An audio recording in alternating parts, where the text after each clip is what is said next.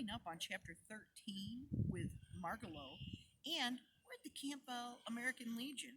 Pretty cool helicopter, huh? So, the eyes came nearer. Stuart was frightened, but he was brave mouse. Even when he had a sore throat, he placed the arrow against the cord of the bow and waited. Snowball crept softly toward the bookshelf and climbed noiselessly up into the chair within easy reach of the Boston firm, where Margalo was asleep. Then he crouched, ready to spring. His tail waved back and forth. His eyes gleamed bright. Stuart decided the time had come.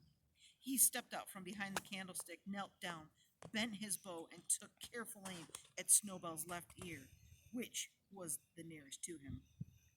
This is the finest thing I have ever done, thought Stuart, and he shot the arrow straight into the cat's ear. Snowball squealed with pain and jumped down and ran off toward the kitchen. A direct hit, said Stuart. Thank heaven. Well, that's a good night's work well done. And he threw a kiss towards Margalo's sleeping form. It was a tired little mouse that crawled into bed a few minutes later. Tired, but ready for sleep at last. Chapter 9. I apologize. That was chapter 8 I just finished. This is chapter 9. A narrow escape.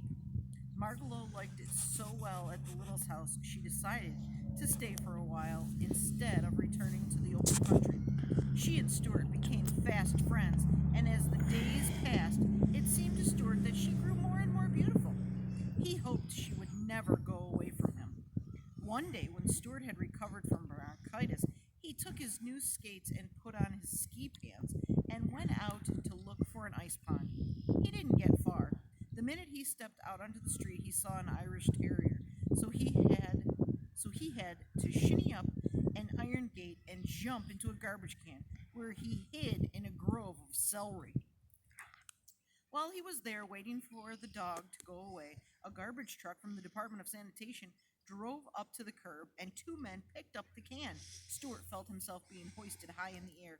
He peered over the side and saw that in another instant, he and everything in the can would be dumped into the big truck. If I jump now, I'll kill myself, thought Stuart. So he ducked back into the can and waited.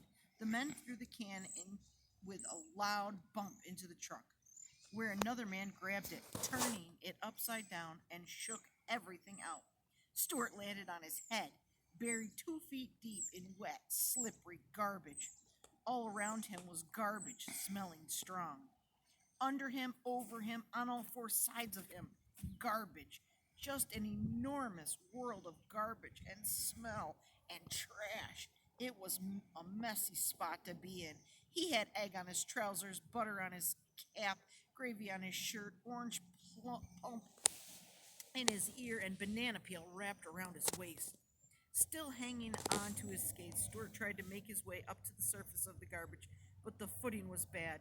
He climbed a pile of coffee grounds, but near the top the grounds gave way under him, and he slid down and landed in a pool of leftover rice pudding.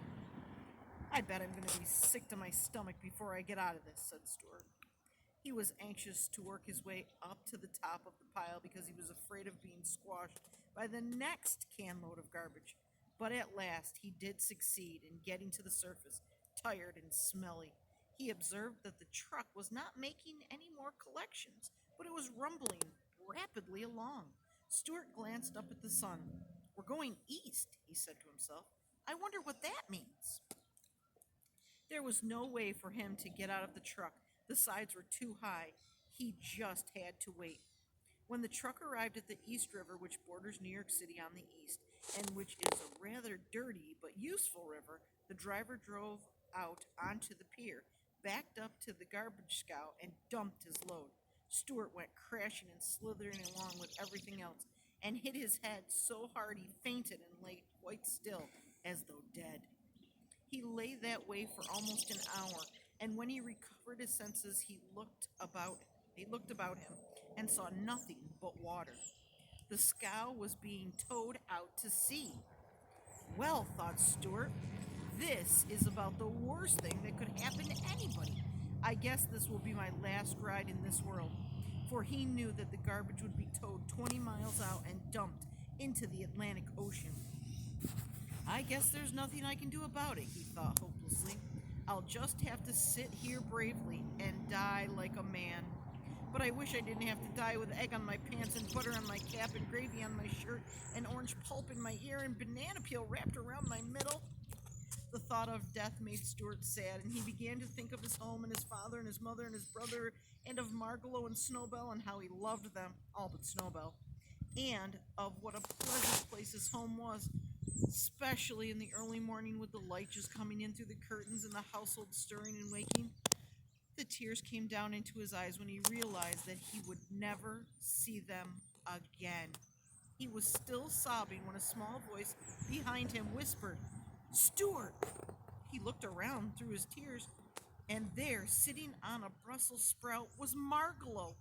"Margalo!" cried Stuart. "How did you get here?"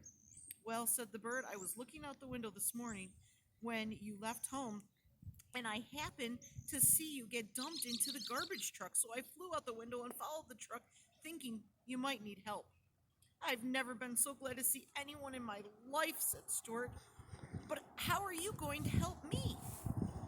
"I think that if you'll hang on my feet," said Margalo, "I can fly ashore with you. It's worth trying anyways. How much do you weigh?" 3 ounces and a half, said Stuart. "With your clothes on?" said Margalo. "Certainly," replied Stuart modestly. "Then I believe I can carry you all right. Suppose I get dizzy," said Stuart. "Don't look down," replied Margalo. "Then you won't get dizzy." "Suppose I get sick to my stomach?" "You'll just have to be sick," the bird replied. "Anything is better than death." "Yes, that's true," Stuart agreed. "Hang on there. We may as well get started." Stuart tucked his skates in his shirt, stepped gingerly onto a tuft of lettuce, and took a firm grip on Margalo's ankles. "All right," he cried. "I'm ready." With a flutter of wings, Margalo rose into the sky, carrying Stuart along, and together they flew out over the ocean and headed toward home. "Phew," said Margalo when they were high in the air. "You smell awful, Stuart." "I know I do," he replied gloomily. "I hope it isn't making you feel bad. I can hardly breathe," she answered, "and my heart is pounding in my breast.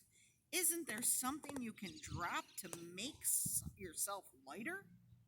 "Well, I could drop these ice skates," said Stuart. "Goodness me," the little bird cried. "I didn't know you had ice skates hidden in your shirt. Toss those heavy skates away quickly, as we will both come down in the ocean and perish."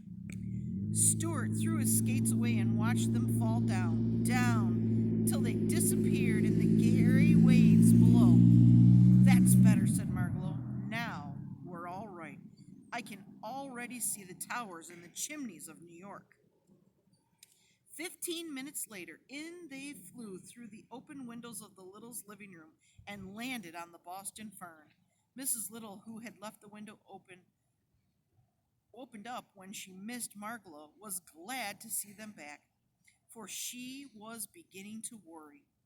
When she heard what happened and how near she had come to losing her son, she took Stuart in his hand, even though his clothes smelled nasty, and kissed him. Then she sent him upstairs to take a bath, and sent George out to take Stuart's clothes to the cleaners. "What was it like out on the Atlantic Ocean?" inquired Mr. Little, who had never been very far from home.